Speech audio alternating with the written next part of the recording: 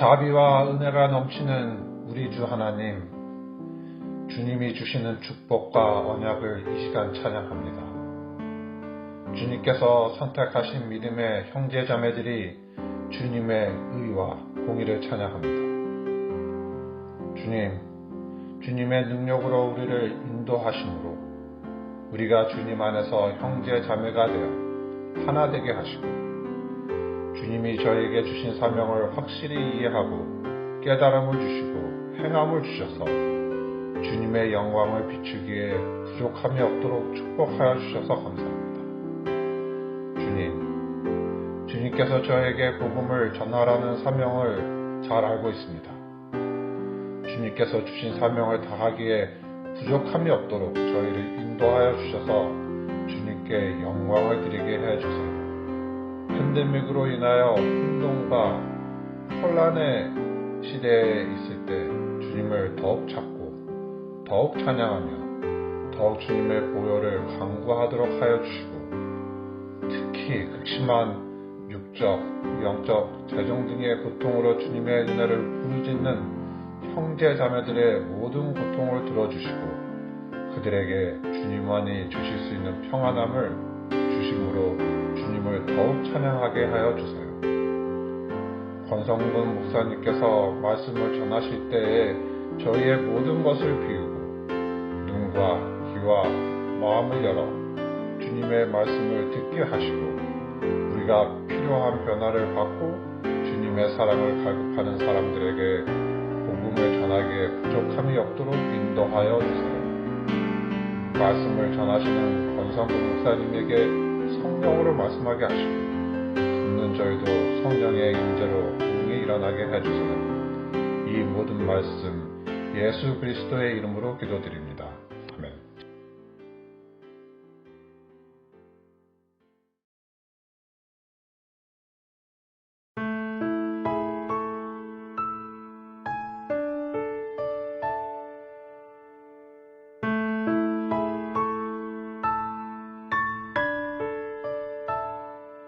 아침 해가 누굴 위해 뜨는지, 부는 바람은 누굴 위해 부는지, 저 푸른 하늘과 아름다운 바다는 누구를 위해 있는지, 지저귀는 새가 무엇을 노래하는지, 흔들리는 나뭇잎들은 무엇을 속삭이는지, 밤하늘 가득한 저 별은 누구 위해 반짝이는지,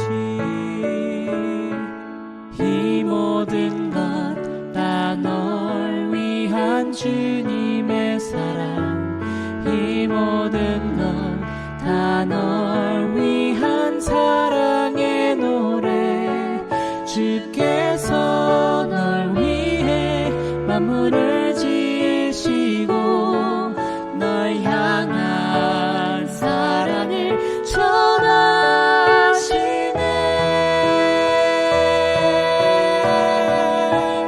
보이지 않는 주님의 사랑이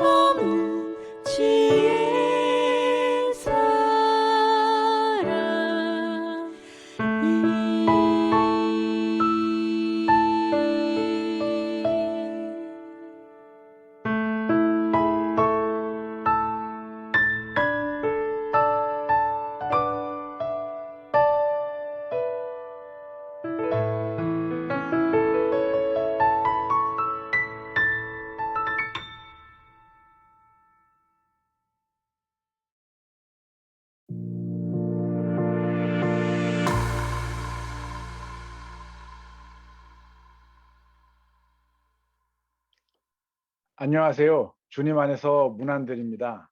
벌써 마지막 강의 시간이 되었습니다. Happy Sabbath. 즐거운 안식일입니다. 강의를 준비하면서 성도님들께 조금이나마 도움이 되었으면 하는 생각으로 기도하며 준비하였는데요. 솔직히 이 과정 속에서 저 자신에게 하나님께 다시 초점을 맞추는 경험이 되었습니다. 이 특별한 경험을 할 수 있게 허락하신 하나님과 교회 협회 또 남가주 연합 장로회 모든 지도자분들께 다시 한번 감사의 말씀을 드립니다. 저는 1991년 침례를 받으면서 경영학을 중퇴하고 신학을 공부하기로 결심하였습니다. 개심을 하는 과정 속에서 가족들과의 문제도 생기고 경제적으로 힘든 상황이었는데 이 워싱턴 스펜서빌 교회와 합회와 학교에서 장학금을 주셔서 신학 학사를 잘 마칠 수 있었습니다. 많은 스펜서빌 교회 이 성도님들께서 이 여러 가정에서 정말 기도와 경제적으로 도움을 주셨고요. 그래서 이 힘든 시간을 잘 견딜 수 있었습니다. 또 그리고 믿음 안에서 잘 성장할 수 있도록 도와주셨습니다. 참으로 감사한 분들입니다. 93년도에 이제 신학을 졸업하고 데이튼 오하이오에 있는 Good Neighbor House, 좋은 이웃의 집이라는 재림 복지기관의 수석부장으로 부임해서 8년간 근무하였습니다. 그곳에서 참 좋은 경험도 많이 하고요. 데이튼 한인교회를 성립하는데 조금이나마 보탬이 될 수도 있었습니다. 또 감사한 분들, 참으로 고마운 분들 많이 만나게 되었고요. 데이튼에 있는 동안 합회와 좋은 이웃의 집 이사회에서 장학금으로 행정학을 공부할 수 있게 해주셔서 석사학위도 받았습니다. 그리고 2001년 북미주 지회 사회봉사부 국장으로 부임을 받아서 올해 4월 29일까지 20년 동안 섬길 수 있는 큰 축복을 하나님께서 주셨습니다. 그동안 북미주 지회에서 근무하면서 밀턴 메리 파운데이션 장학금으로 하버드 대학교에서 최고 경영자 과정도 공부할 수 있었고요. 또한 앤드루스 대학교에서 PhD 지도력 박사 학위와 또 디민 도시 전도 목회학 박사 학위를 받을 수 있게 해주셨습니다. 이 뒤돌아보면 참으로 은혜롭고 자비로우신 하나님께서 참 매 순간을 인도하시고 성도님들이 또 저희들을 위해서 기도와 도움을 주셨습니다. 앞으로 하나님께서 어떤 새로운 책임을 부여하실지 아직 모르는 상태지만 항상 함께 하시는 하나님의 약속을 믿고 의지하며 또 다른 도전이 되는 기회, 또 섬길 수 있는 기회를 위해 기도합니다. 괜찮으시다면 저희 가정을 위해서 기도해 주시기 바랍니다. 질문을 바꾸면 세상이 바뀐다. Change the questions, change the world. 이번 마지막 강의 소재는 결과를 바꿔야 합니다. 라는 내용으로 함께 상고하여 보도록 하겠습니다. 잠시 기도하고 시작하겠습니다. 하나님, 이 시간 이 소자의 생각을 주관하여 주시옵시고 제가 전하는 말을 통해서 주님의 음성이 들릴 수 있도록 해 주시옵시며 또 저희의 생각을 바꾸고 저희가 하나님께 초점을 다시 재조명하는 이 기회가 되게 해 주시옵소서. 저희 결심을 통해서 하나님께 헌신하는 삶이 되도록 저희에게 주관하여 주실 걸 믿사오며 이 모든 말씀 주 예수님 이름으로 기도드렸습니다. 그래서 제 소견은 질문을 바뀌면 세상을 바꿀 수 있다는 것입니다. 그래서 질문이 바뀔 때 생각이 바뀌고 생각이 바뀌면 방법이 바뀌고 방법이 바뀌면 새로운 이 결과를 창출할 수 있다고 여겨집니다. 그래서 하나님의 선교적 사명을 바로 이해하기 위해서 우리는 누가복음 4장의 소명과 마태복음 28장의 사명 그리고 이사야 58장의 명령 소명과 사명과 명령을 함께 이해성을 가져올 때 하나님의 선교에 대한 정말 폭넓고 또 깊이 있는 의미를 저희가 재조명할 수 있다고 말씀을 드렸습니다. 빌 하이볼 목사님은 이렇게 말씀하시는데요.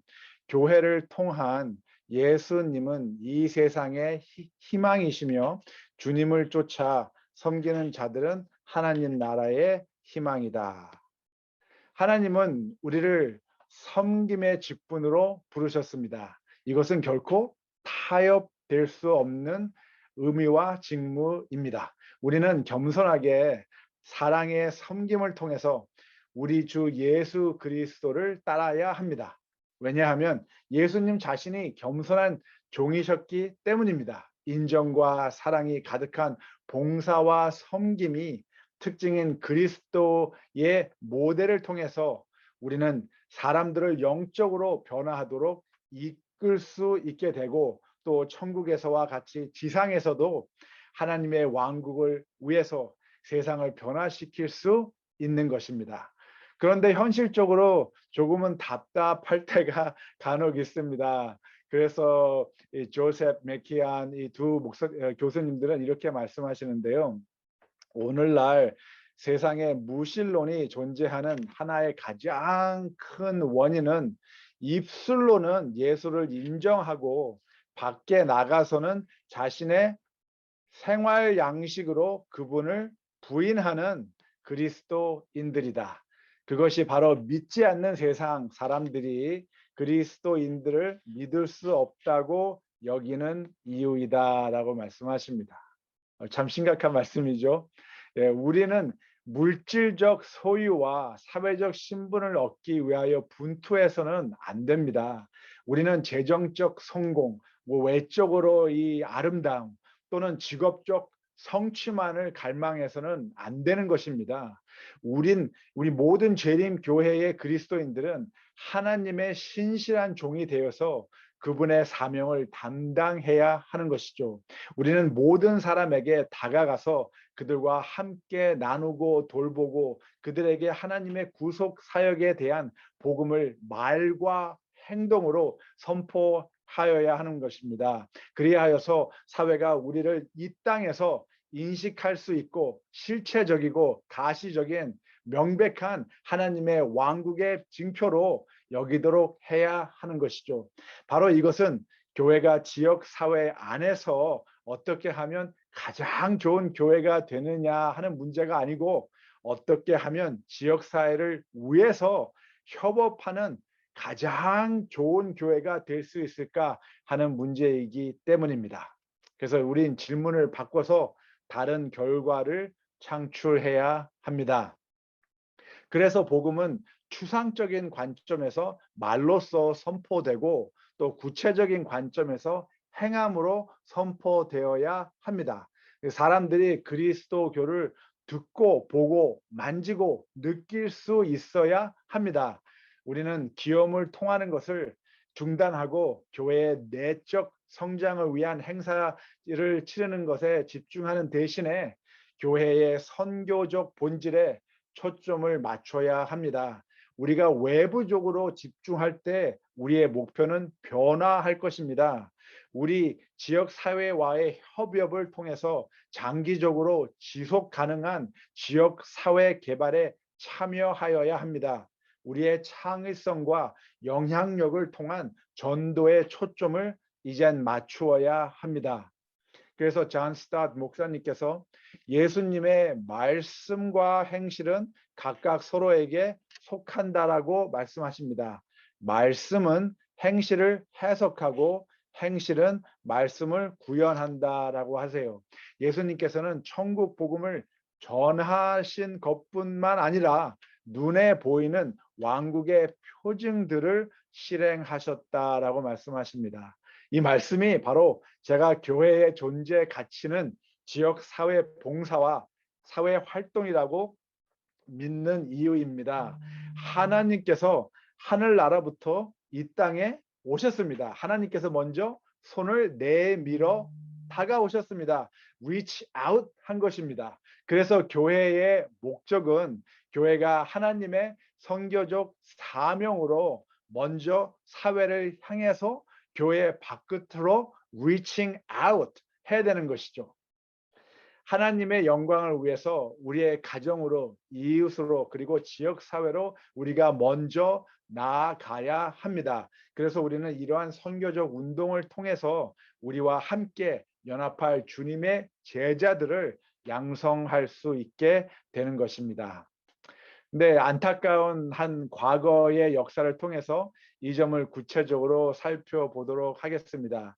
이 영국의 화가였던 윌리엄 하가스, 이 아주 유명한 이 그림 두 편을 그리셨는데요. 하나는 비어 스트리트, 그리고 다른 하나는 진 레인. 비어 스트리트는 맥주의 거리입니다. 이 거리는 잘 먹고 잘 사는 사람들이 모여 있는 거리입니다.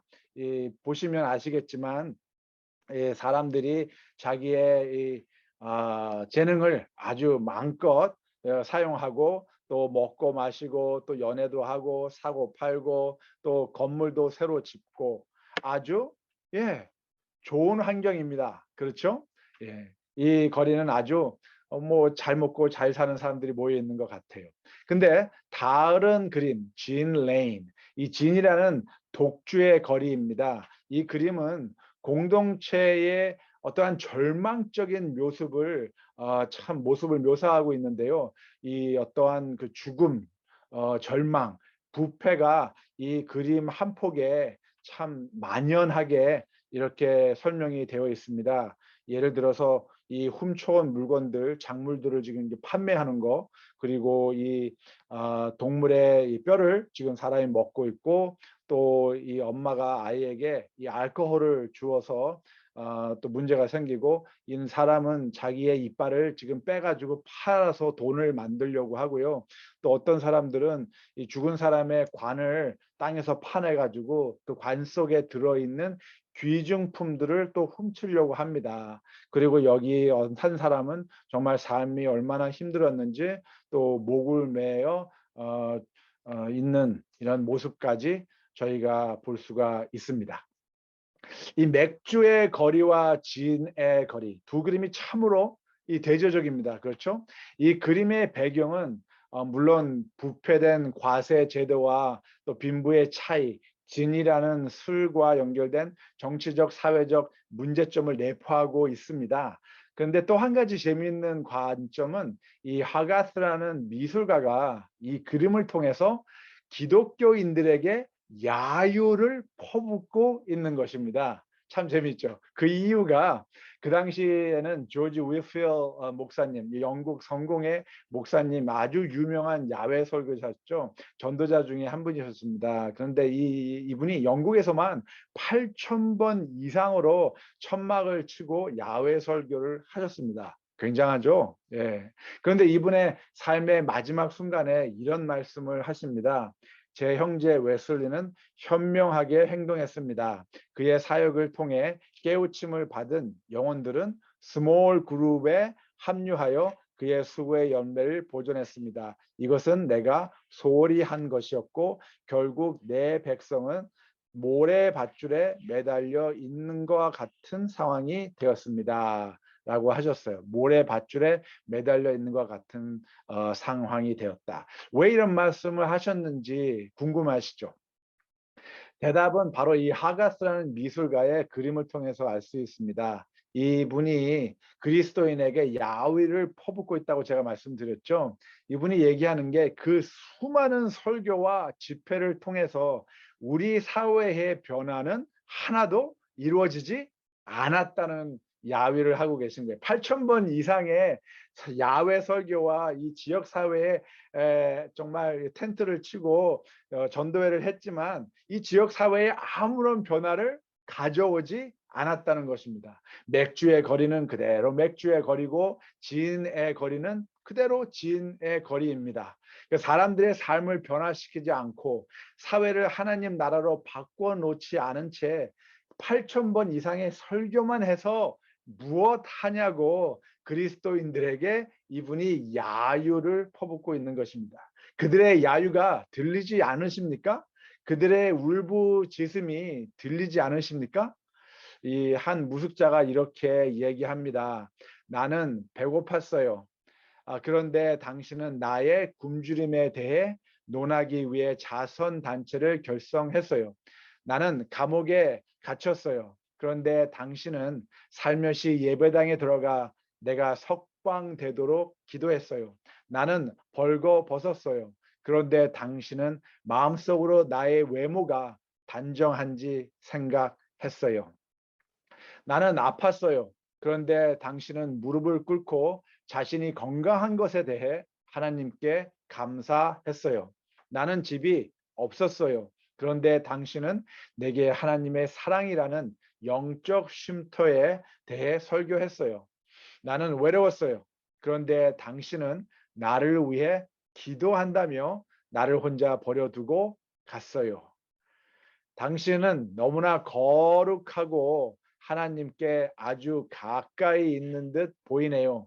하지만 나는 여전히 아주 배고프고 외롭고 춥답니다. 라는 말을 하셨습니다. 그래서 이 조지 윌필드 목사님의 뒤를 이은 존 웨슬리 목사님께서 우리는 이제 새로운 선교 방법이 필요합니다라고 외치기 시작하셨습니다. We need new method, new methodology. 그래서 이분들이 뭐가 되셨어요? Methodist. 예, 이해가 되시겠습니까?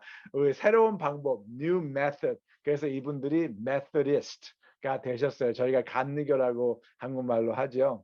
그래서 이 웨슬리 목사님의 성서에 제시되어 있는 방법에 따라서 살아가는 것을 목적으로 스몰 그룹 미니스트리, 스몰 그룹 사역을 시작하셨습니다. 이 스몰 그룹 방법은 활력 있는 실천적 종교심을 사람들에게 불어 넣었는데요. 세 가지. 첫째 그룹은 클래스라는 구도자를 위한 성경 공부를 하는 그런 그룹이었습니다. 그리고 두 번째 그룹은 밴드라고 해서 제자 입문 양성을 하는 스몰 그룹이었고요. 세 번째 그룹은 Select Society라는 사회 봉사와 사회 활동을 통한 사회 변혁자, 사회 변혁 주도자로서의 직분을 수행하는 그룹이었습니다. 그 어떤 면에서 보면 저희 교회도 첫 번째와 두 번째 스몰 그룹은 잘 하고 있는 것 같아요. 그렇죠? 구도자를 위한 성경 공부하고 또 제자 양성을 위해서 스몰 그룹 합니다. 근데 이 세 번째 이 사회 선택, 사회 봉사와 사회 활동을 통한 저희 사회 변혁자가 되는 이 과제는 좀 생소롭게 느껴질 수도 있으실 겁니다. 그래서 웨슬리 목사님은 이 세 가지 스몰 그룹 선교 방법에 따라 하나님 나라를 이 땅에 이루려고 하셨습니다. 존 웨슬리 목사님은 참 많은 사회 봉사와 사회 활동을 하셨는데요. 절대 빈곤, 기아 퇴치라든지 보편적 이 초등교육 달성, 또 양성 평등과 여성 능력 개발하는 거, 아동 사망률 감소하는 거, 말라리아 및 기타 질병 퇴치하는 거, 또 경제 개발 및 기업 창출하는 거, 직장을 이제 구해야 사람들이 살아갈 수 있으니까요. 환경의 변화와 지속적인 관리 및 향상 이런 거에 대해서 굉장히 많은 자산과 또 시간을 투자하셨습니다. 그래서 화이트 부인께서도 하나님의 놀라운 은총이라는 권면에 이렇게 말씀하시는데요. 복음은 생명 없는 이론이 아니라 삶을 변화시키는 살아있는 힘으로 제시되어야 합니다. 하나님은 그분의 은혜의 수령자가 그 권능에 대한 증인이 되기를 원합니다라고 하셨어요. 그 생명이 없는 이론적인 복음이 아니라 정말 삶을 변화시키는 살아있는 하나님의 능력이어야 하는 것이죠. 그래서 제 소견은 정말 전인적 사회 봉사와 활동에 이 사역을 통해서 사람들을 예수님께 끌어들일 수 있다고 생각합니다. 우리가 그리스도인의 목소리로 말하고 그리스도인의 신념으로 행동하면 전인적 및 통전적인 선교 사역은 교회와 사회의 불신의 장벽을 극복하는데 뛰어넘는데 도움이 될 것입니다. 사회적 행동은 기독교를 더욱 매력적으로 만든다고 저는 생각합니다. 그래서 백문이 불여일견이라 100번 듣는 것이 한 번 보는 것보다 못하다는 뜻입니다. 직접 경험해야 확실히 알 수 있다는 말이죠. 그래서 우리는 코로나 사태 후 하나님의 선교를 위해서 교인들을 외부 중심의 사역에 동참시키기 위해 좀 더 진보적이어야 합니다. 한 종교 단체가 아닌 지역 사회를 위해서 지역 사회와 함께 이 전략적 공동체 관계를 구축하는 선교적 교회가 되어야 합니다. 그래서 더 이상 이 어쩌면 이 무하마드 간디 같이 이분들이 나는 예수는 좋아하지만 그리스도인은 좋아하지 않는다. 그리스도인들은 예수를 너무 닮지 않았다라는 말을 이제 듣지 않아야겠죠. 그런데 참 재미있는 현실은 지난 20년 동안 북미지에서 근무하면서 방문한 교회들을 이렇게 살펴보면 교회 활동의 90%가 거의 내부 활동에 초점이 맞춰 있고요. 그것에 비해 지역사회 활동과 이 봉사는 거의 10% 미만이었습니다. 물론 교회 내부를 대상으로 한 사역이 중요하지 않다는 것은 아닙니다. 사실 우리는 제자 양성 개발 사역을 전략적으로 접근해야 합니다. 우리는 사람들이 그리스도의 형상을 본받아 성장하도록 가르치고 지도해야 합니다. 우리는 반드시 제자를 만드는 제자, 교육시키고 인문 양성해야 합니다. 하지만 우리가 그저 바쁜 이 프로그램들을 시행하거나 제자 양성에 초점을 맞추지 않은 채 내적 교회 활동에만 프로그램에만 중점을 둔다면 어떤 경우 우린 정말 오래된 관념 속에서 고정된 생각으로 인해서 박물관 같은 교회의 모습이 되어버릴 것입니다. 변화하는 사회와 문제점들을 제대로 인식하지 못하고 혁신으로 인해 발생한 사회 변화에 반응하지 않는 교회는 창의력 기회를 놓치고 말 것이며 그저 교인들에게 이 교회는 성스러운 정말 이 박물관 같은 장소로만 존재하게 될 것입니다. 그래서 매력적으로 교회가 되기 시작하면 단면적으로 와서 보라와 같은 수동적인 메시지를 가질 때 그 교회의 최고의 목표는 그렇죠. 가장 이 지역사회에서 매력적인 교회가 되는 것입니다. 그래서 이 매력적인 교회들은 지역 사회를 영원수하게 낚시터라고 바라봅니다. 그 매력적인 교회들은 사람들을 교인될 가능성이 있는 구도자로서만 바라봅니다. 그렇기 때문에 우리는 하나님께 속한 이 소중한 영혼들을 바라보지 못하게 되는 경우가 있습니다. 왜냐하면 우리는 단지 교회의 내적 성장에만 관심이 있기 때문입니다. 그래서 코로나 사태 이후에 교회의 선교는 전인적 선교와 통전적 선교를 위해서 질문을 바꿔야 합니다. 우리는 어떻게 하면 이 지역 사회 공동체를 위하여 사회와 함께 동참하는 최고의 교회가 될 수 있습니까? 라는 질문을 해야 합니다.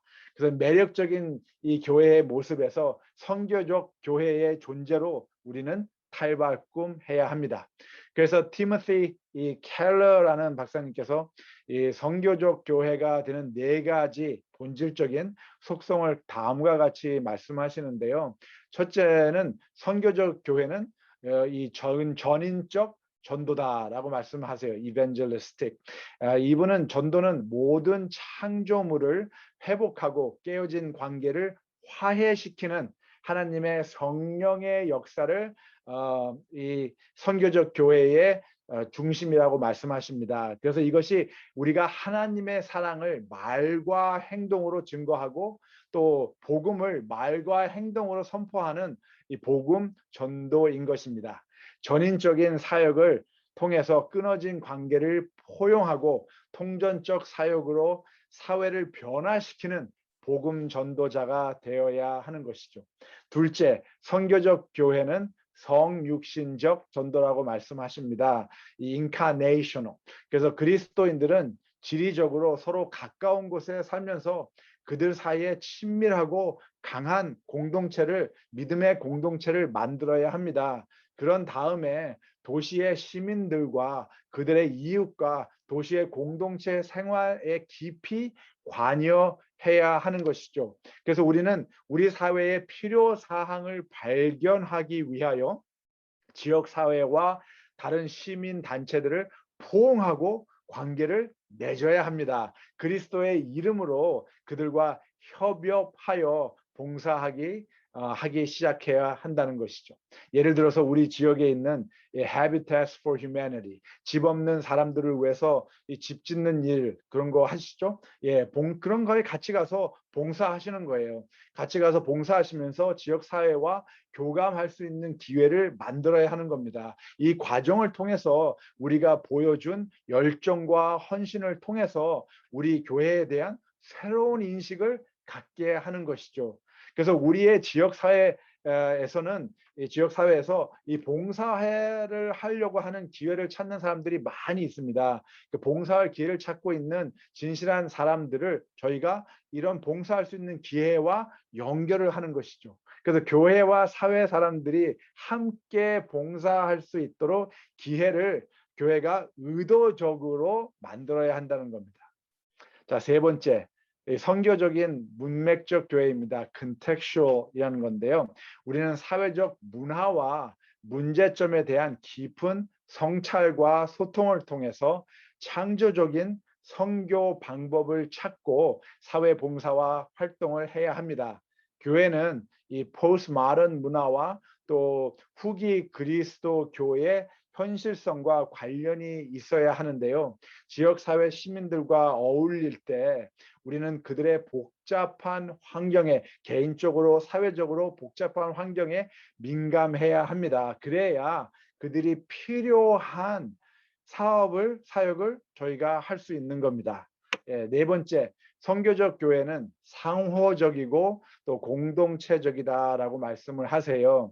이 과제를 통해서 우리의 신학과 실천 분야를 신중하게 재구성할 필요가 요구된다고 생각됩니다. 선교적 교회는 하나님이 지역 사회에서 무엇을 하고 계시는지를 듣고 배우며 경청하면서 배우며 그런 다음에 지역 사회 봉사와 활동에 참여하는 겁니다. 교회의 각 교인들은 자신의 지역 사회에 겸손한 마음으로 참여하고 교류하며 그들의 지역 사회에 대해서 듣고 배우고 이웃을 알아가고 사회적인 도전들을 정확히 이해하며 그들의 영적인 그리고 전체적인 필요가 무엇인지를 저희가 파악하고 거기에 적절한 사역을 시작해야 된다는 것이죠. 그래서 이 네 가지의 선교적 교회의 운동을 통해서 우리의 모든 사회 봉사와 활동 사역의 효율성과 효과성을 분석하고 평가해야 합니다. 새로운 생각과 프로그램이 이 분석과 평가를 통해서 중요시 되어야 되고 또 창출되어야 합니다.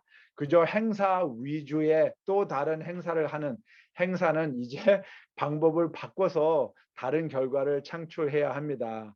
그래서 저는 모든 사회 봉사와 활동을 시작하고 이행한 후에 형성적이고 총괄적인 평가를 실시해야 한다고 생각됩니다. 형성평가라고 하는 것은 formative evaluation인데요. 이건 진행 중인 이 프로그램이나 프로젝트를 개선이 필요한지를 결정하기 위해서 검토하는 것을 중간 평가라고 생각하시면 됩니다. 그 형성 평가라고 하고요. 총괄적 평가라는 것은 summative evaluation.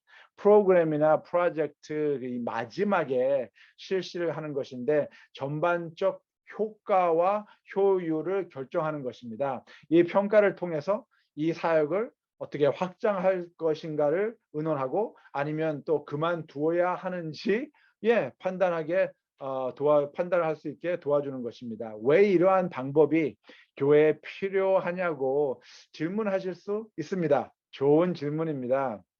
프로그램 평가와 성과 측정은 모두 성과 관리, 결정을 알리는 이 정보를 제공하는 방법인데요. 21세기 현 개념화 시대에서 굉장히 그 중요성이 더 부각되고 있습니다. 결과 중심 관리라고 불리는 성과 관리는, 성과 측정은 교회도 예외는 아니라는 것입니다. 이 관점과 가치관 때문에 지금 미국에서는 사회에 아무런 기여도 하지 않는, 도움이 되지 않는 종교 기관들의 비영리 기관으로서의 세금 혜택을 중지하라는 목소리가 커지고 있습니다. 이 사회에 아무런 도움이 되지 않는데 왜 비영리 기관으로서 세금 혜택을 주느냐는 거예요, 이 종교 기관들에게. 또한 교회가 위치한 이 지역에 거주하지 않고 있는, 살고 있지 않는 목사님들에게 목사관 세금 혜택을 왜 주어야 하느냐고 이 반문하면서 이 지역사회에 살고 있지 않는, 교회가 존재하는 지역사회에 살고 있지 않는 목사들에게 이 목사관 세금 혜택을 주지 말라는 지금 이 목소리가 점점 커지고 있습니다. 그래서 그저 똑같은 프로그램을 교회 행사 달력에 입력된 채로 해마다 계속하면 형성적 및 총괄적 평가를 하지 않는다면 어떻게 우리가 하고 있는 사역이 효율적인지 효과적인지 알 수 있겠습니까? 그래서 이런 분석과 평가에 대해 관심 없이 행사 위주의 교회 프로그램이 되면 우리는 이 정말 죄송한 표현입니다만 우물 안에 개구리가 될 것입니다. 그래서 교회는 장기적이며 지속 가능한 지역사회 개발 및 전략적 참여를 통한 전인적 또 통전적 사역의 효과성과 효율성을 측정하여야 합니다. 그런데 가끔씩 우리의 종말에 대한 신학적 개요가 이 진보적이지 못한 생각과 모습으로 존재합니다. 예를 들어서 영국에 있는, 런던에 있는 All Souls라는 모든 영혼들이라는 이 영국 국교회, 성공회 교회인데요. 이 런던의 심장부에 위치한 교회입니다. 이 교회는 영국의 BBC, 미국의 CNN과 같은 방송국 바로 옆에 위치해 있고요. 주변에 많은 공공기관과 영리 및 비영리 단체들이 모여 있는 곳입니다. 이 존 스타트 목사님이 이 교회에서 많은 사회봉사와 활동을 하셨습니다. 특히 세계 각 나라에서 이 런던으로 이주해서 살고 있는 이민자들과 또 난민들을 위해서 영어를 가르치고 검정고시를 통해서 고등학교 졸업장을 받을 수 있게 하고 또 여러 가지 학업 과정도 만들고 빈민들을 위해서 개인 이 개발과 사회 변화에 정말 많은 헌신을 하셨습니다. 이 일을 위해서 근처에 있는 회사와 기관들이 경제적으로 후원하였고요. 또 직접적으로 많은 지역 시민들이 참여를 하였습니다. 이 많은 사역 중에 제가 가장 관심을 갖는 것은 이 교회가 매주 화요일과 목요일 점심시간 때 교회 주변에 있는 직장인들과 시민들을 위해서 화요일과 목요일 성경 공부를 한 일입니다. 또한 교회에서 맛있는 샌드위치를 저렴한 가격에 판매를 했고요. 또 이 순이익금 모두 다 난민과 빈민들을 돕는 사역에 다시 재투자되었습니다. 그러니 참석하는 사람들에게 일석사조의 전인적 사역에 효과를 가져오는 일이었습니다. 싼 가격으로 맛있는 점심을 먹을 수 있어서 육체적인 만족, 그렇죠? 그리고 점심값으로 또 난민과 빈민들을 도울 수 있어서 사회적인 만족, 그리고 일주일에 2번씩 직장 동료들과 주민들과 만나서 교류할 수 있어서 정서적 만족, 그리고 30분씩 성경 공부를 통해서 주님께 초점을 맞추는 삶을 살 수 있어서 영적인 관점. 참 멋있지 않습니까? 이 4가지를 다 이 일을 통해서 하고 계셨어요. 그리고 제가 몇 년 전에 방문했을 때 이 교회 내부의 모습입니다. 그리고 벽에 이렇게 있는 그 TV 화면에는 다음 성경 공부 과제와 성경 구절이 적혀 있었습니다. 자, 또 한 가지 이 교회가 이 자랑스러운 일은요. 이 지역을 이 사역을 이 교회 혼자만 한 것이 아니라 런던 시 안에 있는 여러 교회들과 함께 하였습니다. 그래서 Gospel at Work 이라는 컨소시엄을 조합을 만들어서 교파를 막론하고 이 사역에 참여하고 싶은 교회들이 있으면 언제든지 동참할 수 있도록 하였습니다. 근데 안타까운 일은 이 제가 영국에 있는 재림교회 목회자 연수회에 참석을 이제 하러 가서 보니까 이 런던시에 2개의 재림교회가 있는 것을 알게 됐습니다. 그런데 우리 교회는 이 협업 관계, Gospel at Work 이 조합에 참여하지 않고 있었어요. 그래서 제가 한 목사님에게 그 이유를 물어봤습니다. 그랬더니 목사님이 하시는 말씀이 우리 교인들이 이것은 초교파 운동이다. 교회 연합 운동이다. 그래서 참여하기를 거부하고 또 당신네 교회들은 이 사역에 동참하지 않는다고 하시는 거였어요. 전 이 대답을 들으면서 물론 그 교인들을 이해하려고 노력했지만 참 답답한 마음을 억제할 수가 없었습니다. 왜 우리 재림교회는 매주 화요일과 목요일에 교회 이 주변 시민들과 직장인들과 함께 점심을 나누면서 성경 공부하면 안 되는 걸까요? 우리는 언제까지 사회로부터 동떨어진 문화와 결별된 상태에서 피해 의식의 생활 속에서 생각 속에서 살아가야만 하는 걸까요? 하나님의 나라와 하나님의 관계 회복적 정의를 먼저 구하라고 하지 않으셨습니까? 우리는 우리 스스로에게 물어봐야 합니다. 우리의 사역을 향상시키기 위해 예수님의 선교 방법을 어떻게 우리가 적용할 수 있을까? 우리 사역의 성과를 향상시키기 위해 목회자와 성도님들은 어떻게 다른 방법으로 선교를 할 수 있을까? 어떻게 하면 교회가 소금과 빛으로서 영향력을 크게 증가시킬 수 있을까? 우리는 효과적이고 효율적으로 지역사회 선교 봉사와 활동을 추구하기 위해서 새로운 전략적 과정을 개발할 수 있을까? 하나님의 나라와 하나님의 정의를 실행하기 위해 저희는 실질적인 변화를 만들어야 된다고 생각합니다. 그런데 이 척 스윈들 목사님 말씀처럼 교회는 잠자고 있는 하나님의 자녀들로 가득하다. 잠자고 있는 하나님의 자녀들로 교회가 가득하다는 겁니다. 현 삶에서 무엇을 해야 하는지도 모르면서 그저 천국에서 영생을 누리기만을 기대한다라고 말씀하세요. 동도님들, 이 선교는 더 이상 뭐 바다를 건너가거나 정글을 건너가거나 사막을 건너가는 것이 아니라 세계 모든 도시, 우리 주변, 우리 이웃, 우리 사회의 거리를 가로지르는 것입니다. 내 가정, 내 이웃, 내 지역 주민, 내 사회 안에서 우리는 선교사로 존재하여야 합니다. 그래서 이 마더 트리사가 이런 말씀 하셨어요. 당신은 세계 어느 곳에 있든지 칼카타를 발견할 수 있다. 그 도시 아시죠? 아주 그 빈민 지역 말씀하시는 겁니다. 그런 빈민 지역이 세계 어느 곳에서도 저희가 다 발견할 수 있다는 거예요. 당신이 그것을 보는데 오직 2눈만 있으면 된다.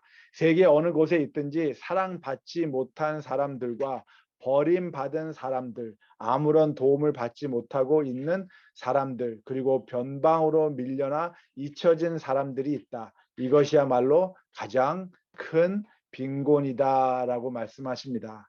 하나님을 선교를 통해서 우리 주변에 있는 사람들을 진짜 이제부터 볼 수 있게 되기를 제가 기도합니다.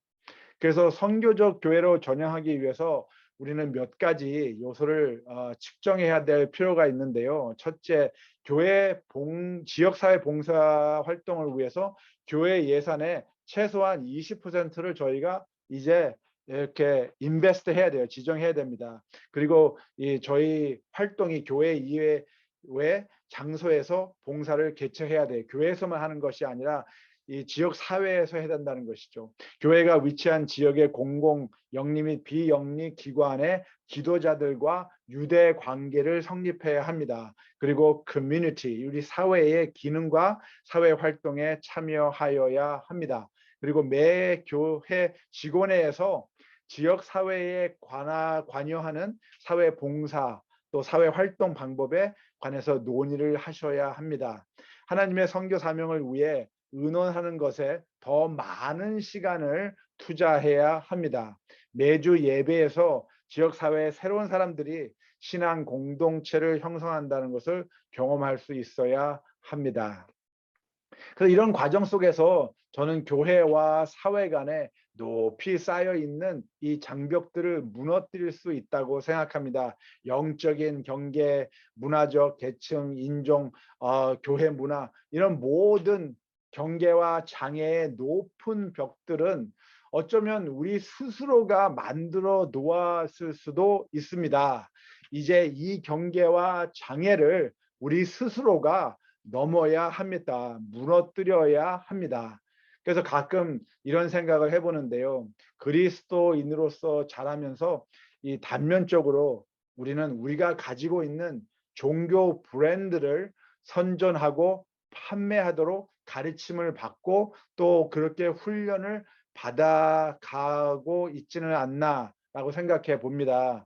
가끔 우리는 사람들에게 그들의 삶은 정말 엉망이고 그들의 믿음은 뭐 다 틀렸고 우리가 옳다 그런 것을 확신시키는데 너무나 열중한 나머지 우리는 사람들의 말을 경청하는 것과 그들이 또한 하나님의 선교에 참여할 수 있는 고귀한 영혼이라는 것에 대해서 저희가 초점을 맞추지 못하고 있지 않나라는 생각을 해봅니다.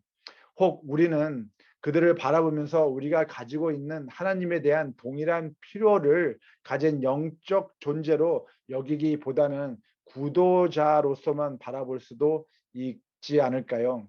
우리는 사람들을 교회라는 회사 안에서 일하는 기능공으로 훈련시키는 것을 이제 중단해야 합니다. 대신에 하나님의 왕국을 위해 제자들을 준비시키고 양성해서 정말 사도행정 17장 6절에 있는 것처럼 세상을 요동시키는 세상을 뒤집어 엎어놓는 그런 지도력 있는 사회 변혁가들로 제자 양성을 해야 됩니다. 그래서 질문을 바꾸면 생각이 바뀌고 방법이 바뀌어서 다른 결과를 창출할 수 있다는 겁니다. 자, 지역사회 봉사와 사회활동에 대한 개념을 바꾸려면 우리는 이 봉사학습, Service Learning이라는 학습 방법과 전략을 우리 사역에 도입을 해야 합니다. 봉사학습은 우리 각 개인의 삶 속에서 그리스도의 선교에 참여함으로써 우리의 삶이 변화되는 성령님의 능력을 경험하는 과정입니다. 봉사학습은 하나의 학습 전략인데요. 이를 통해서 학생들은 지역 사회의 실제적 필요를 충족시켜주는 조직화된 봉사와 활동 경험들 속에서 개인적 리더십 자질과 조직 능력 개발을 경험할 수 있게 되는 겁니다. 그래서 사회 봉사와 활동을 통해서 학생들의 학문적 연구를 체계적으로 전인적 및 통전적 개념과 결합시켜서 학생들의 경험을 반영하고 토론하면서 그들의 세계관을 하나님의 선교에 결합시키는 일을 말하고 있는 거예요. 그래서 제가 예를 들어서 한번 설명해 드리겠습니다. 저희 교회 개척대, Pathfinder 개척대 대원들이 저희 교회 지역에 있는 강가에 가서 청소를 합니다. 이 빈병을 줍고 또 이 플라스틱 백 이런 것을 이제 줍는 그런 사회 봉사를 합니다. 자, 그런 일에 저희가 봉사학습을 적용해 보도록 하겠습니다. 첫째, 봉사 이 첫 쓰레기를 줍는다는 것, 치운다는 것, 강둑을 청소한다는 것은 봉사입니다. 그래서 제가 저번 세 번째 강의에 말씀드린 것처럼 구호, relief 활동입니다. 두 번째는 이 학습이라는 건데요. 학습은 이제 학생들이 그들이 청소한 강둑에서 수집한 이 강물 샘플을 이제 가지고 와가지고 교실에 앉아서 현미경으로 들여다보면서 물의 상태를 연구하는 것입니다. 이것이 두 번째 개인 발전입니다. 그리고 세 번째 봉사 학습은 학생들이 지역의 수원지에서 이 수집한 이 강물의 상태를 분석하고 결과를 서류화하여서 지역 오염 통제국에 이 조사한 과학적인 정보를 제시하는 겁니다. 이것이 사회 개발입니다. 그리고 나머지 하나 더 남았죠. 예, 사회활동 학습입니다. 이것은 학생들이 수질에 미치는 인간의 영향에 대한 주민의식을 일깨워주고 지역 사회의 태도와 행동을 바꾸기 위해 대중적 환경 변화의 필요를 홍보하고 교육하는 것입니다. 왜 이 오염된 강물이 우리 사회에 어떠한 영향을 끼치고 있는가? 왜 우리 아이들이 이 강가에서 놀다가 피부병이 생기는가? 물고기들이 서식하지 않는가? 그래서 어떻게 하면 이 환경 오염 상태로 인한 피해들을 변화시켜서 아이들이 마음 놓고 강가에서 놀고 낚시도 할 수 있는 환경으로 바꿀 수 있을까?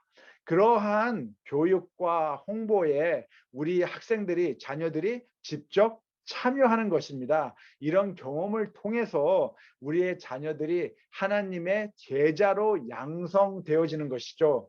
그래서 이것은 사회 구조 변화, 제가 말씀드린 structure change입니다. 그래서 교회는 더 이상 쓰레기 청소하는 것으로만 만족해서는 안 된다는 것이죠. 그 사회를 변화시키는 과제에 관심을 갖고 저희의 자녀들이 그 일에 동참해야 하는 겁니다. 그래서 가끔 어떤 부모님들은 우리 자녀들이 물질주의적이고 자기의 이익에 몰두하고 그들이 이웃을 돕기보다는 돈을 정말 더 많이 버는데 더 관심이 많다고 걱정하시고 말씀하십니다. 그래서 저는 봉사학습 방법론은 봉사 경험과 학업 과정의 학문적 목표 사이에 존재하는 명확한 연결고리로 형성할 수 있다고 생각합니다. 그래서 봉사학습 경험을 통해서 학생들은 사회적 문제들에 대해서 배울 뿐만 아니라 또한 새로운 지식을 그들의 지역 사회가 당면한 실질적 문제를 이 통전적 사회 활동을 통해서 해결하는 행동으로 적용하는 그런 방법들을 우리가 배울 수 있다는 것이죠. 그래서 우리의 자녀들이 하나님 나라를 이 땅에서 이룰 수 있는 사회 변혁가로서 사회 변혁 주도자로서 성장할 수 있다고 저는 생각합니다. 그래서 저희가 하고 있는 모든 사회 활동과 봉사에 이 핵심 개념을 저희가 적용해야 하겠습니다. 그래서 존 스타트 목사님께서는 이런 말씀을 하셨습니다. 우리는 사회 봉사와 활동을 통한 전도자입니다. 사회 봉사와 활동은 우리의 기독교 의무의 일부라는 것을 단언합니다. 두 가지 모두 하나님과 인류에 대한 우리의 교리, 이웃에 대한 우리의 사랑, 예수 그리스도에 대한 우리의 순종에 대한 필수적인 표현입니다. 라고 말씀하세요. 참 좋은 말씀이시죠? 그래서 와서 보라 하는 이런 수동적 관점은 우리에게 가장 중요한 것은 매주 예배를 드리는 것이고 또 사회를 어장으로 인식하는 것이며 또 그런 결과로 인해서 오직 내적 교회 성장에만 초점을 맞추게 하는 경향이 있습니다. 그래서 그러한 이 수동적 관점을 저희가 선교적 교회 운동, 좀 더 폭넓게 깊이 있게 사회 변혁 지도자로서의 제자 양성과 지역사회 변화, 그래서 땅끝까지 복음을 전하는 실질적 참여와 행동을 지향해야 합니다. 그래서 저는 교회는 성공보다는 영향력에 초점을 맞춰야 한다고 생각합니다. 예, 교회는 숫자적인 성공이라는 가치관보다는 빛과 소금이라는 영향력에 초점을 두어야 한다고 생각합니다. 이 가치관, 이 가치성 때문에 저는 안식일의 핵심 가르침 중에 하나는 하나님을 사랑하고 이웃을 우리 자신과 같이 사랑하는 것입니다. 또한 하나님은 우리가 쉬는 것을 쉬는 시간과 공간을 통해서 그분을 존경하라고 명령하십니다. 그리고 하나님은 우리 주위에 있는 모든 사람에게 쉼을 제공하라고 명령하십니다. 예, resting. 예. 특히 자기 자신들을 위해 쉴 수 없는 사람들, 쉼을 찾지 못하는 사람들에게 더 그리하라고 하십니다. 그래서 안식일을 통해서 인간들은 하나님이 창조주이시며 죄에서 저희를 구원하신 구속제이시며 자비롭고 은혜로우신 심판자이심을 깨닫게 되어야 합니다. 그래서 안식일은 인간이 가장 인간다워지는 날이라고 생각합니다. 인간이 가장 인간다워지는 날, 그것이 안식일입니다. 그래서 우리는 사람들과 새로운 희망을 공유하고 그들에게 동기를 부여하고 그들을 존엄하게 대하며 그리고 예수 그리스도 안에서 그들에게 존경심을 가져야 합니다. 그리스도인들은 하나님의 나라를 우리 사회에서 건설하는 사회 변혁가입니다. 아멘 하시겠습니까?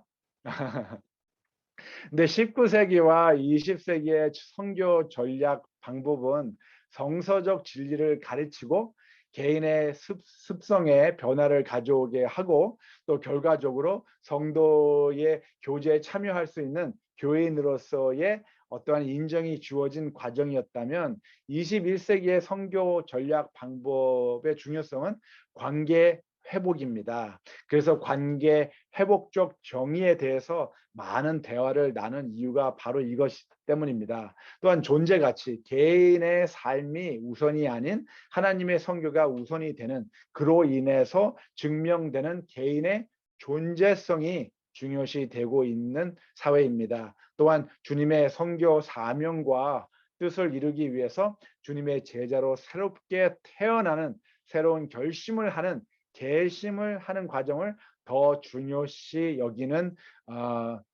세기가 되었습니다.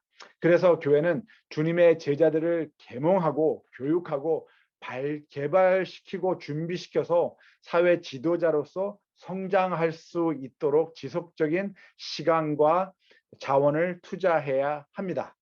하지만 간혹 우리는 교회라는 종교적 산업체 안에서 사람들을 로봇과 같이 되도록 훈련시키는 것을 좋아합니다. 간혹 우리는 이 교회를 이 헨리 포드 이 자동차 공장의 어떠한 조립 생산 라인처럼 운영하려고 합니다. 어떤 경우 교회가 조직적 운영의 산업화 모델을 채택했기 때문에 교회가 단면적으로 종교적으로 제도화된 기업형 교회가 되어가고 있는 것 같습니다. 그래서 코로나 사태 이후에 선교는 각 교인과 교회가 새로운 존재 가치를 창출해야 한다고 생각합니다. 새로운 선택은 새로운 행동으로 우리의 사역을 바꿀 것입니다. 새로운 행동은 새로운 실천으로 우리를 도약하게 할 것입니다. 그리고 이 새로운 실천은 새로운 습관과 성품, 인성을 형성할 것입니다. 결과적으로 이렇게 변화된 교인의 인성은 새로운 교회에 충실한 존재 가치를 또 창출할 것입니다. 그래서 저는 창의력은 일상적인 문제와 도전에 대한 새롭고 유용한 아이디어와 해결책을 창출하는 능력이라고 생각됩니다. 그래서 고정관념의 이 기관의 제도적인 근시안적 안목과 현상을 저희가 벗어나지 못한다면 우리에게 창의력 경험은 단절될 것입니다. 우리 각 교회가 하나님 나라를 대표하는 충실한 가치를 창출해야 하는데 그렇지 못하게 된다는 것이죠. 전 이 외국 사람들과 설교나 이 강의를 할 때 제 자신을 김치 신학자로 소개합니다. 김치 디알로지, 김치 신학을 강조하는데요. 그래서 전 그 200개가 넘는 김치를 만들 수 있다는 우리 민족의 창의력이 아주 자랑스럽습니다. 이 정말 미국의 켄터키주와 비슷한 이 면적의 작은 나라가 세계 수출국 5위를 차지하고 있습니다. 그 이유가 한국인의 창의력과 창출 능력 때문입니다. 자랑스럽지 않으십니까? 이런 우수 민족인 저희가 더군다나 하나님께서 특별히 선택하신 재림 교회가 창의력과 창출 능력이 교회의 고정관념으로 인해서 단절된다면 말이 되겠습니까? 그래서 화이트님께서 이렇게 말씀하십니다. 고귀한 소명에 대한 그들의 전체적인 체험은 그들이 있는 그대로의 상태로 머무르는데 만족했기 때문에 값싼 것이 되었다. 고귀한 소명에 대한 그들의 전체적인 체험은 그들이 있는 그대로의 상태에 머무르는데 만족했기 때문에 값싼 것이 되었다. 예수님을 믿는 그리스도인으로서 우리는 종종 진리를 가지고 있으면서도 우리가 소유한 진리를 나눌 수 있는 권리를 과연 획득했는가 하고 반문해 봅니다. 혹은 우리 주변의 지역사회에 신뢰를 얻었는지에 대해서 깊이 생각해 봅니다. 사람들은 복음을 들어야 할 뿐만이 아니라 그의 제자들의 삶을 통해서 나타나는 예수님을 볼 수 있어야 합니다. 천국에서 이 세상에서 하나님께서 내려오셨던 것처럼 천국에서 이 세상으로 하나님께서 내려오셨던 것처럼 우리 역시 세상으로 나아가야 합니다. 그들이 있는 곳에 사람들이 있는 곳에 우리의 손길을 그들에게 내밀어야만 합니다. 우리의 가정과 이웃과 사회와 직장과 학교 및 모든 삶 속에서 우리는 하나님 선교의 도구로서 사용되어야 합니다. 그것이 바로 우리가 선교 소명을 부여받은 이유이기 때문입니다. 하나님의 선교, 바로 우리가 존재하는 이유입니다. 그래서 아스 제네스가 이렇게 소명에 대해서 정의를 하셨는데요. 소명이란 하나님이 우리를 그분께로 부르셨기에 우리의 존재 전체, 우리의 행위 전체, 우리의 소유 전체가 특별한 헌신과 역동성으로 그분의 소원에 응답하여 그분을 섬기는데 투자된다는 진리이다라고 말씀하세요. 하나님께서 우리를 그분께로 부르셨다는 겁니다. 그리고 우리는 그 부르심에 우리의 존재 전체, 행위, 가치, 전체, 소유, 가치 모든 것을 통해서 하나님의 부르심에 이제 응답하는 겁니다. respond 하는 겁니다. 그래서 저는 그리스도인들이 이 소명을 재발견하는 것이 그리스도인의 삶에서 가장 중요한 일 중에 하나라고 생각됩니다. 이 소명은 학문적으로나 이론적으로 물론 깨달아야 하지만 더욱 나의 삶을 통해서 하나님과 함께하는 삶의 체험을 통해서 정련되어야 합니다. refining 되어야 합니다. 교회가 이 소명으로 사회에서 존재한다면 그런 교회는 반드시 부산물로 내적 성장이 있을 것입니다. 그래서 교회 건물 자체는 지역 사회에서의 이 존재 가치가 아닙니다. 각 교인들, 그들의 지역 사회에서의 참여가 진정한 존재 가치를 증명해 줄 것입니다. 그래서 화이트님께서 교회가 자신의 거룩한 소명감을 깨닫게 될 때 성령께서 하나님의 백성의 의무를 가르쳐 주시도록 많은 열렬하고 힘 있는 기도들이 하늘에 상달될 것이라고 말씀하십니다. 그래서 코로나 사태를 겪으면서 많은 사람들이 급격한 변화와 불확실한 미래, 복잡한 환경과 불명료한 삶을 통해서 참으로 많이들 힘들어하고 불안해하고 있습니다. 그런 힘든 시기에 우리는 더욱더 하나님의 선교에 초점을 맞춰야 합니다. 각 교인이 개인적으로 또는 믿음의 공동체적으로 교회가 더욱 복음을 선포하고 사랑을 실행하고 관계 회복적 정의에 열렬과 힘있게 참여해야 하는 겁니다. 그래서 사람들을 하나님과 연결시켜야 합니다. 전도와 예배를 통해서 사람들을 서로 연결해야 합니다. 사회 공동체와 제자 양성을 통해서 사회와 교회를 연결해야 합니다. 긍휼과 관계 회복적 정의를 통해서 사람들을 교회와 연결해야 합니다. 신앙과 삶을 통합을 통해서 말입니다. 아멘 하시겠습니까? 릭 러서 목사님은 이런 말씀 하시는데요. 이 은혜를 발견하라. 은혜를 발견하라. 우리가 바라는 것은 사람들이 은혜, 곧 그리스도와 하나님의 은혜의 선물을 십자가를 통해 발견할 때 영원한 변화가 일어나는 것이다. 그리고 두 번째, 은혜 안에서 성장하라. 우리는 또한 그들이 은혜를 이해하고 은혜 안에서 성장하도록 도움을 주기 바란다. 그리스도를 아는 결과로 그들에게 삶의 변화가 있기를 바란다. 그리고 세 번째, 은혜 충만하게 살아라. 우리는 그들이 은혜의 생활을 살기를 원하며 봉사하는 방법을 찾고 그들이 사는 방식에서 은혜를 나타내기를 원한다. 우리는 세상에서 그들에게 속한 부분을 변화시킬 수 있도록 돕고 싶다.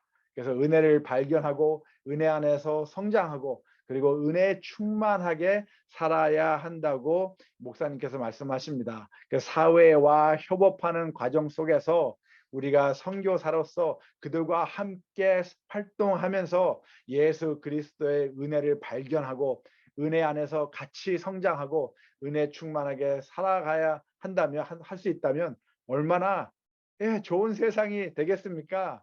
그렇죠? 그래서 베드로 전서는 에서 이렇게 얘기합니다. 오직 너희는 택하신 족속이요 왕 같은 제사장들이요 거룩한 나라요 그의 소유된 백성이니 이는 너희를 어두운 데서 불러내어 그의 기이한 빛에 들어가게 하신 자의 아름다운 도를 선전하게 하려 하심이라 하셨습니다.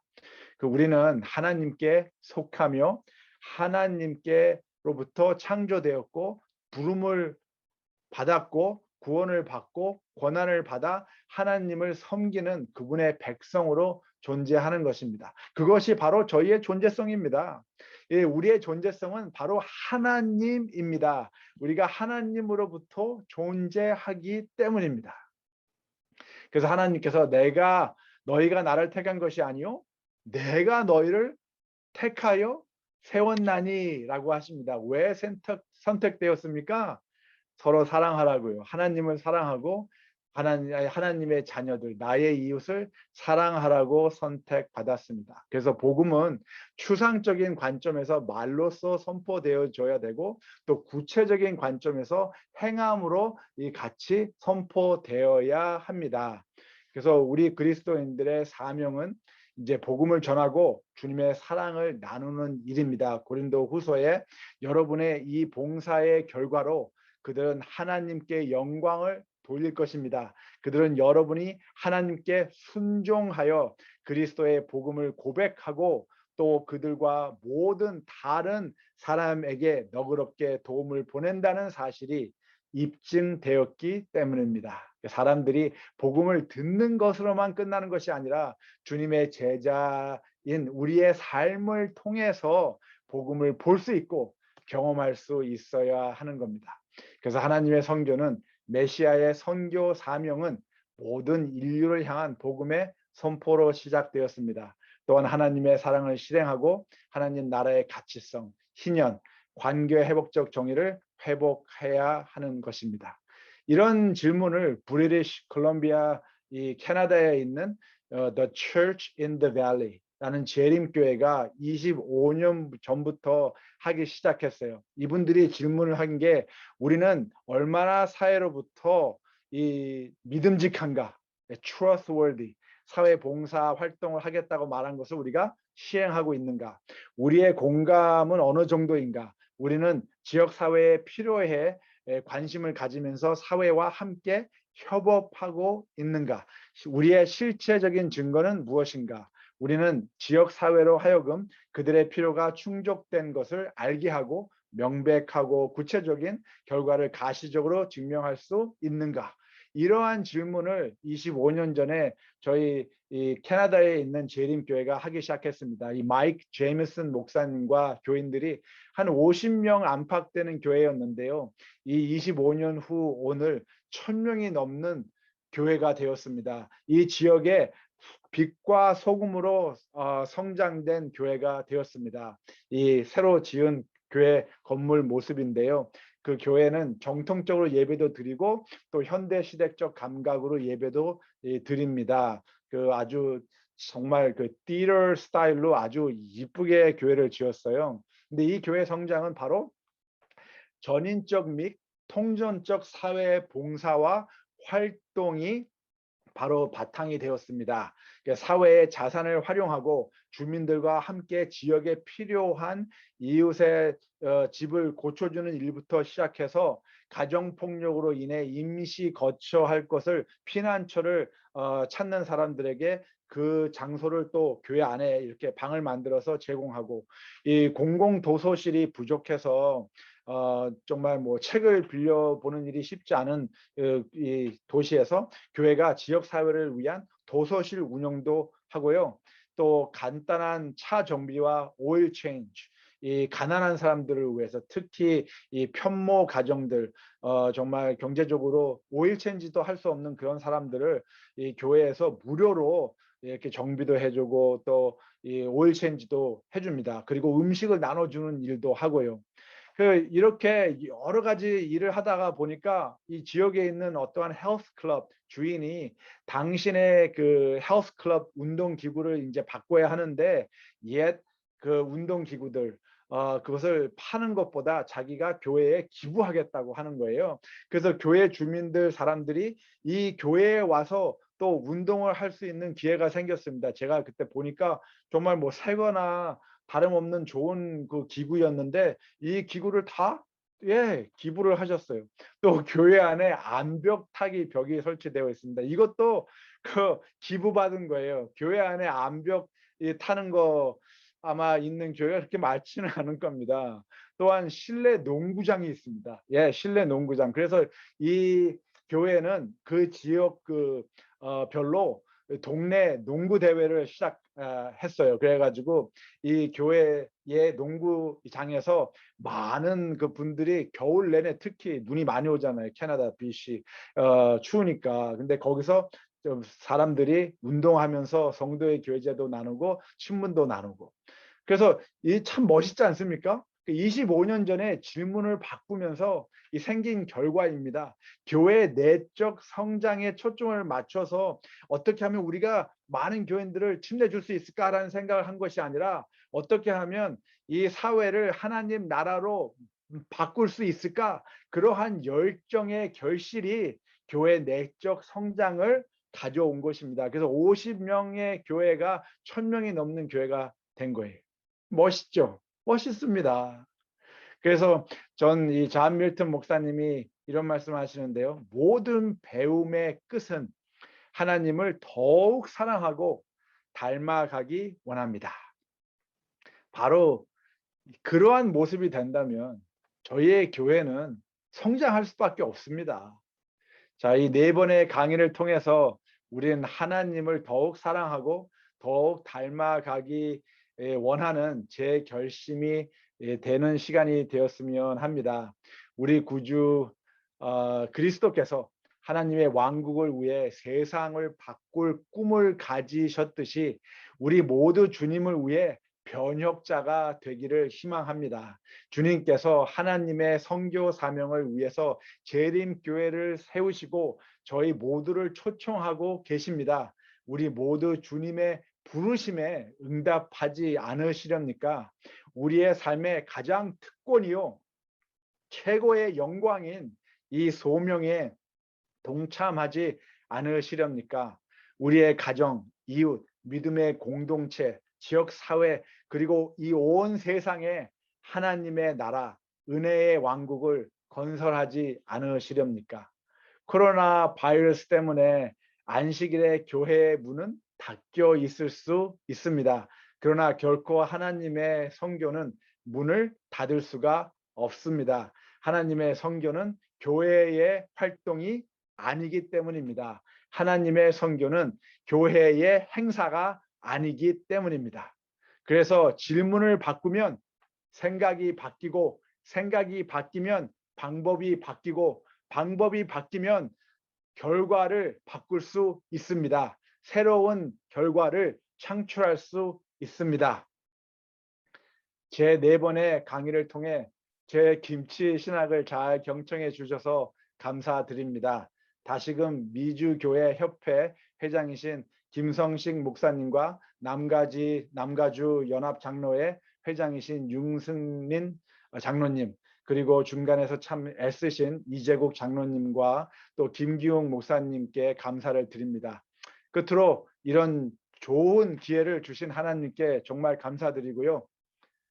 질문을 바꾸면 세상이 바뀐다.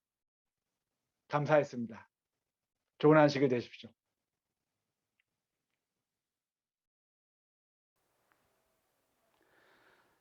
사랑하는 성도 여러분, 안녕하셨습니까? 말씀의 잔치, 은혜스러운 시간이 되셨나요? 특별히 이번 일을 위해서 수고해 주신 우리 권 목사님께 진심으로 감사의 말씀을 드립니다. 권 목사님이 하시는 하나님의 일에 하나님의 특별하신 축복이 함께 하시기를 간절히 축원합니다. 사랑하는 성도 여러분, 이제 받은 은혜와 또 능력으로 우리에게 맡겨주신 교회의 부흥과 발전을 위해서 열심히 헌신하도록 하십시다. 사랑하는 성도 여러분, 특별히 여러분들에게 한 가지 부탁할 말씀이 있습니다. 미주교회협회는 재정이 없이는 지역교회와 또 개척교회를 도울 수가 없습니다. 미주교회가 앞으로 재정적인 독립을 위해서 계속 기도하며 준비하고 있습니다.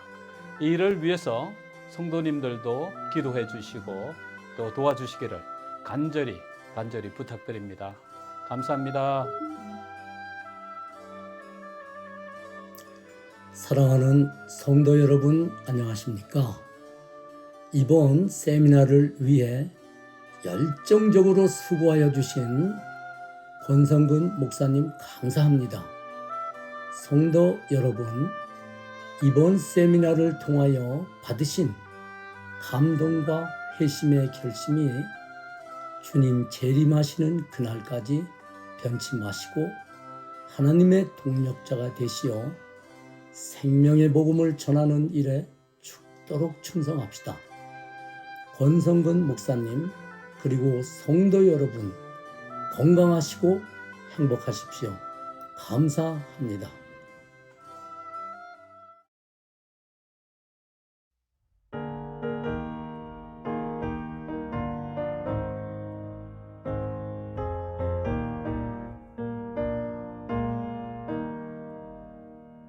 눈을 들어 하늘 보라 어지러운 세상 중에 곳곳마다 상한 영의 탄식 소리 들려온다. 빛을 잃은 많은 사람 길을 잃고 헤매며 탕자처럼 기진하니 믿는 자여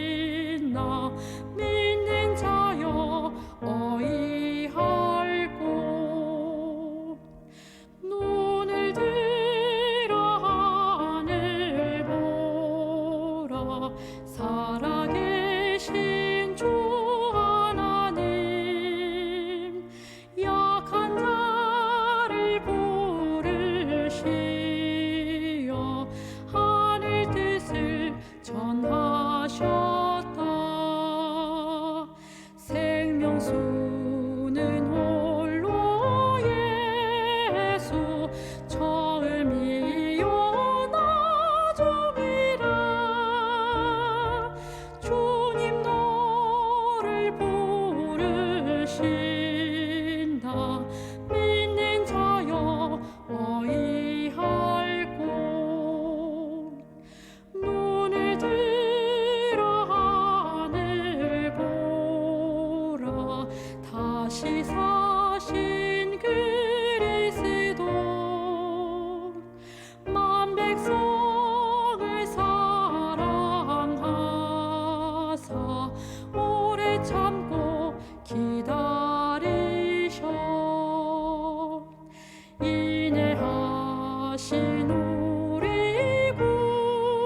구주 의의 심판하시는 날 곧 가까이 임하는데 믿는 자여 어이할 곳.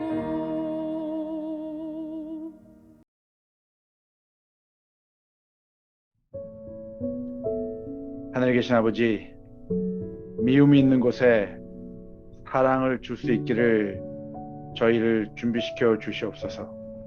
상처가 있는 곳에 용서를, 의심이 있는 곳에 믿음을, 절망이 있는 곳에 소망을, 슬픔이 있는 곳에 기쁨을, 어두움이 있는 곳에 빛을 줄 수 있기를 준비해 주시옵소서.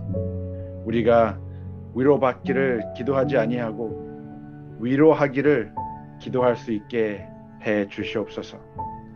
이해받기보다는 남을 이해하도록 해 주시고 사랑받기보다는 사랑하기를, 왜냐하면 주면서 우리가 받으며 용서하며 우리가 용서받기 때문입니다. 주님, 저희가 매일 주님 안에서 다시 태어나는 경험해 주시옵시고 이 어려운 시기를 잘 극복할 수 있도록 주님, 저희가 오직 주님의 약속에 의지하게 해 주시옵소서. 이 모든 강의를 마치면서 저희가 주님을 더욱 닮아가고 주님을 더욱 사랑하는 마음 갖게 해 주시옵시고 저희가 주님의 나라를 우리 가정과 사회와 이웃에서 이루는 변혁자가, 주님의 진정한 제자가 될 수 있도록 주님 저희를 지켜주시옵소서. 주님 함께 해주시고 저희 이 강의에 참석하신 모든 우리 교인들 지켜주시옵시고 인도해 주시옵소서. 이 모든 말씀 주 예수님 이름으로 기도드렸습니다.